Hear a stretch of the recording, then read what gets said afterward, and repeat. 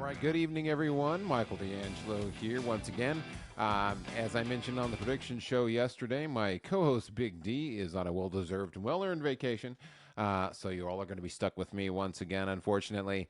And today I'm going to be going over the 2024 Elimination Chamber recap.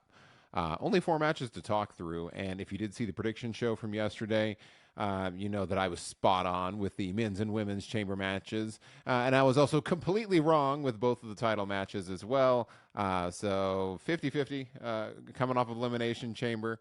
Let's start where the event started. So there was the women's chamber match is how we kicked off. With the first two competitors in that one were Becky Lynch and Naomi starting off the match. They were then joined by Tiffany Stratton, Liv Morgan, Raquel Rodriguez, and then finally Bianca Belair. So the match itself was really, really good. Everyone had a chance to shine. Raquel Rodriguez kind of showed off her physicality and how strong she was, as did Bianca Belair, showed off her great athleticism. Tiffany Stratton looked great as well. And it was interesting with Tiffany Stratton.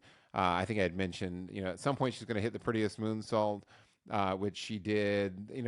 Everybody had a chance to do their big spots and look good. And it did kind of work out the way that I had expected it, though.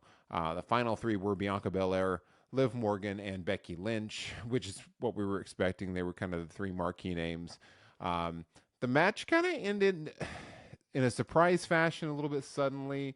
So it was a long match, but just the ending was a little bit abbreviated because when we got down to the final three, you had Liv Morgan essentially getting a surprise roll-up and pinning Bianca Belair. And then as soon as she pinned her and stood up, she kind of turned around and then turned into the manhandle slam from Becky Lynch.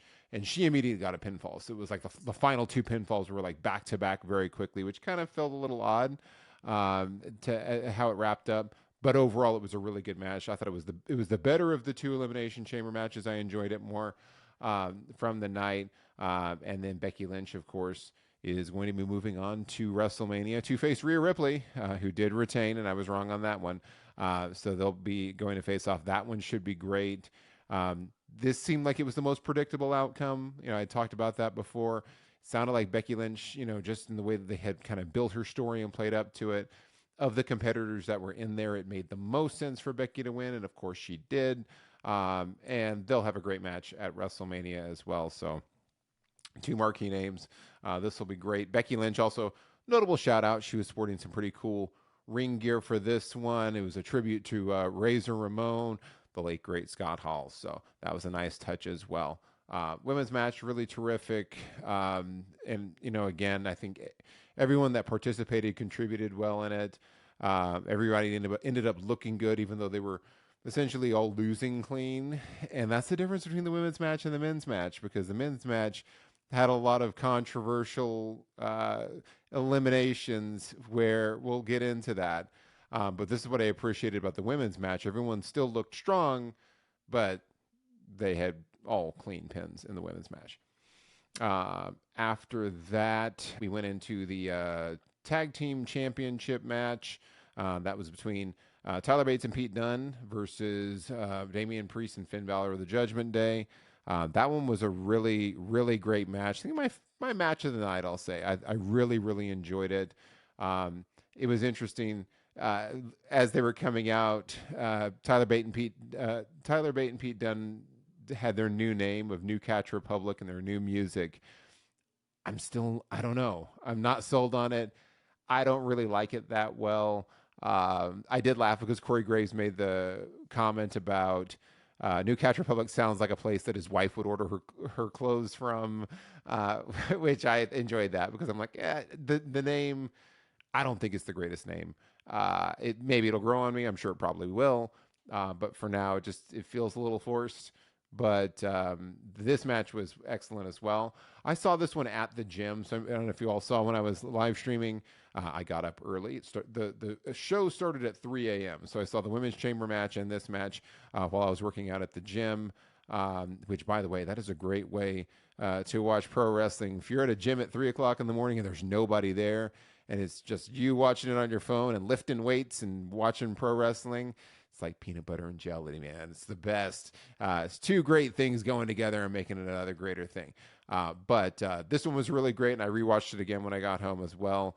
And I think the thing that I really appreciated about this match was just the great chemistry that Pete Dunne and Tyler Bate have. And then also, of course, how great Damian Priest and Finn Balor both are. Their chemistry is great. And then just as individual competitors, they're excellent as well. So there were a ton of great spots on this one. My only knock on it would be I was really hoping that they were going to do a title change here because I feel like Pete Dunne and Tyler Bate have had so much momentum and they've looked so great together. And the Judgment Day's had the titles for a while now. And I thought this would be a really great opportunity for them to have built all this momentum with Dunne and Bate, the new Catch Republic. But so I'm a little concerned now because they lost clean. The finish was pretty cool. Damian Priest hit a double south of heaven, and then Finn Balor hit the coup de grace, and Pete Dunne and got the pinfall. Is how it ended up finishing up. But they won clean. And so I worry, are we going to see something similar to like what happened with the Creed brothers, who the Creed brothers had all the momentum in the world and they were really hot and they were wrestling every single week and competing. And then they lost to the Judgment Day and then they just disappeared off of TV and they were gone for like weeks and weeks and weeks and you didn't hear from them. And then they popped up like in a battle royale. I think for this last tournament that Pete Dunne and Tyler Bate won. They were one of the teams that was competing, but they just vanished. So all that great momentum and all that hype around them, and then they lose, and then they're gone for a while. So I certainly hope that doesn't happen here. But we'll see. We'll see how it goes. We'll see if they just continue to build on what they've done here because I've really enjoyed it. I just don't want to see them vanish off of television like the Creed brothers did. So there was that. Judgment Day retains. After that, they had the filler section with Grayson Waller and Cody Rhodes and Seth Rollins and Austin Theory, and this is really just kind of killing time. It was a nice moment for Grayson Waller because he is the home country. Obviously, his home country is Australia, so he got a big pop from the crowd. People were happy to see him, even though he does do the heel work. Austin Theory was Austin Theory, just being insufferable. You had Seth Rollins and Cody Rhodes out there essentially to promote WrestleMania, and then beat up on Austin Theory. So. It was fine. It was filler. I could have done without it and just gone straight to the next match, but it was what it was. I think it served its purpose. After that, we had the men's Elimination Chamber match. So that one I also predicted correctly. So pat myself on the back, even though I messed up the two title matches with Drew McIntyre picking up the win. This one, it's the way that they got there that I wasn't really necessarily wild about. So LA Knight, who you had mentioned, I really was hoping that LA Knight would win. I knew he wouldn't, but I was like, if it were me, LA Knight probably deserves to win more than anyone else. And I thought he would be in the final three at the end, but he was eliminated second. So Bobby Lashley was the first one eliminated. LA Knight was eliminated second because AJ Styles, I guess he slipped in when Bobby Lashley was leaving and they opened the door. So he slips in with a chair and just absolutely wrecks LA Knight and just beats him to death with the chair. Throws the chair down, hits a Styles Clash on the chair. And I believe Drew McIntyre got the cover and the pin to eliminate LA Knight. And I know why they did it, obviously. This was done so that LA Knight wouldn't lose clean. They didn't want to make him look weak. And it makes sense with AJ Styles doing it because AJ Styles kind of, or LA Knight, kind of cost AJ Styles his qualifier. So I get that I get that he did this. My issue was, why didn't you just do this during his qualifier with Ivar? So I thought that that's how they were going to play this out because I believe it was Drew McIntyre versus AJ Styles. And then LA Knight kind of caused the distraction. That was the issue.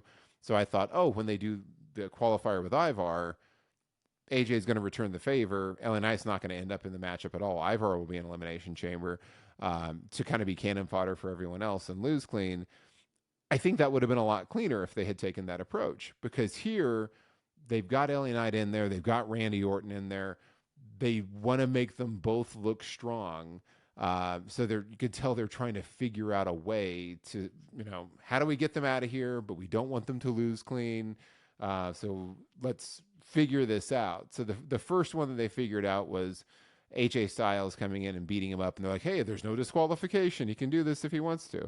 Which I think, well, then why don't people do that every single time in Elimination Chamber? Have your buddies come down and help you and beat people up. And I didn't like it because they used the same tactic with Randy Orton. So it wasn't like they were going, "Okay, let's do this with LA Knight. Let's try something else with Randy Orton." No, it was the same thing essentially. So when you get to the end, it's Drew McIntyre and Randy Orton are the final two. Randy Orton hits the RKO and it looks like he's going to win. And then Logan Paul comes back in. He had been eliminated, comes back in with the brass knuckles, hits Randy Orton and knocks him out. And then they throw out Logan Paul, and then Drew McIntyre covers him and gets the win. So I'm like, you use the exact same tactic for both of them. Let's have somebody else come back into the cage who's not a participant anymore, or not a participant at this point. So Logan Paul was, but he wasn't at that point. He'd been eliminated. Have them bring a foreign object in, hit them with it blatantly, and there's no consequence because there's no disqualification, and you get the pin. It just feels like, lazy writing. It feels like they painted themselves into a corner, so they took the easiest way out. I'm like, let's just do the same thing twice so we can get rid of LA Knight and get rid of Randy Orton. So I didn't like the execution of it. I knew they were going to get there. And I think for me, I was like, it's obvious Drew McIntyre, they've done the story building with him. I think him versus Seth Rollins at WrestleMania makes the most sense. But maybe be more thoughtful in how you're getting there versus just ending up at Elimination Chamber and you got all the names on the marquee and now you're like, all right, let's copy paste with both of their eliminations so we don't have to make Randy Orton and LA Knight look bad. And at this point, obviously, I think the logical thing is you've got AJ Styles versus LA Knight at WrestleMania, but we'll see. I'm presuming that's what they're building toward at this point. So wasn't wild with the execution. Agreed with the ultimate winner, but I would rank the women's chamber match higher because you didn't see a lot of those type of things and shenanigans. It was clean pins. Yeah, there were surprise roll-ups and things like that, but there wasn't interference of people using weapons or anything like that. I think everybody looked good. Nobody looked weak. Everyone looked strong in the women's match without having to kind of resort to these things where it's outside interference or weapons.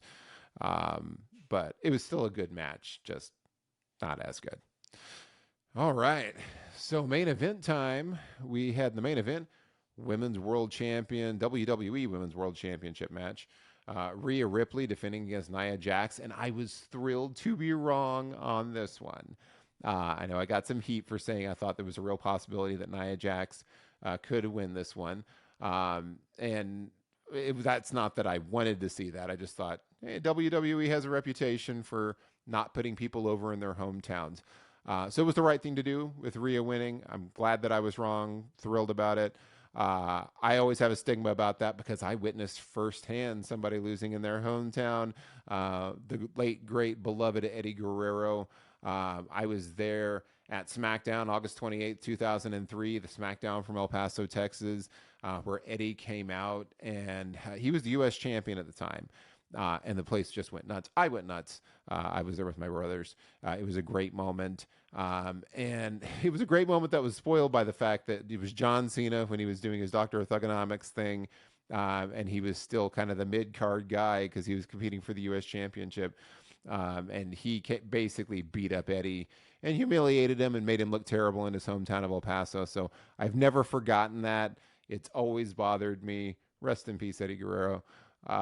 So every time that someone is in their hometown, I'm like, oh, WWE is going to do this where they're going to make the home fans pay, but they didn't do that. So I'm glad Rhea won. Match itself was really good. Nia looked very formidable, and there were a lot of times throughout the match where it looked like she could win. Obviously, she looked like a real threat to Rhea. And lead up to this as well, she hit the Annihilator at one point on Rhea, and it was like, I did think it was going to be over. And Rhea got the shoulders up. Like, it felt a little weird because she threw her off, and I'm like, yeah, that wouldn't have happened. You could see Nia sitting up to launch herself, but still kicked out of it. Rhea had a pretty impressive superplex off the top rope with Nia Jax as well, which looked great. She hit the Riptide on Nia Jax as well, which was very impressive. Riptide for the win. Crowd was going crazy. We had shots of all of her families. Talked about her family was here, and so the family members of them applauding. You had all the pyrotechnics and the fireworks at the end. It was a great moment for her, obviously, being in her home country. Great way to close out the show. It was really, really excellent. And so now the buildup will begin for Rhea Ripley versus Becky Lynch at WrestleMania, which I'm looking forward to. That one should be great as well. The WrestleMania card is really, really stacking up nicely. It'll be interesting to see, obviously, as it continues on. We'll see what happens with how they lengthen these feuds out, obviously, because you got Seth Rollins versus Drew McIntyre set. You've got Rhea Ripley versus Becky Lynch set. You've got Bayley versus Io Sky set. You have Cody Rhodes versus Roman Reigns set-ish. And then we'll see what happens with The Rock and how he's going to be as far as a participant. Is he going to be special guest referee? Is he just going to be in his corner? Are they going to do a tag match with Roman Reigns and The Rock versus Seth Rollins and Cody Rhodes on like night one? There's a lot of things that are being speculated around. They haven't provided a ton of clarity on that. Curious what you all think about that too as well. So if you have your ideas, please leave them in the comments as well. But yeah, that was it for Elimination Chamber. Felt like a shorter event, obviously. It was definitely strange for me because it was like being up early and watching it at the gym and then watching the rest of it at home and kind of having a chance to let it marinate throughout the day. So I actually like it. I'm an early bird. I'm always up early, so that fit my schedule pretty well. But Elimination Chamber 2024 is now in the books. What did you all think of it? What was your favorite match? What did you like or not like? Would you like to see something different? Are you glad that I was wrong twice? Let me know in the comments. It's always nice to hear from everybody. And that's what we've got for today.